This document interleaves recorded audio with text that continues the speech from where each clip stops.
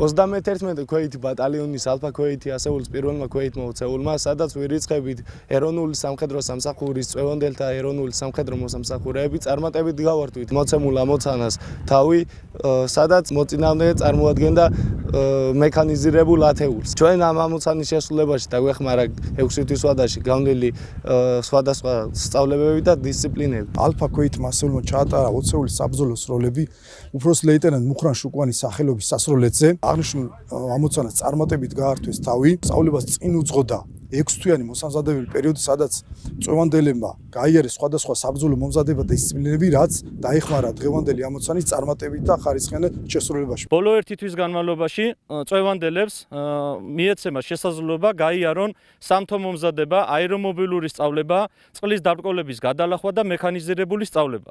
მადლობა მინდა გადაუხადო ბატალიონის პირად შემადგენლობას, განსაკუთრებით მადლობა მინდა გადაუხადო წვევანდელებს და მათ ოჯახის წევრებს სწორი არჩევანისთვის და გამოცხადებული ნდობისთვის.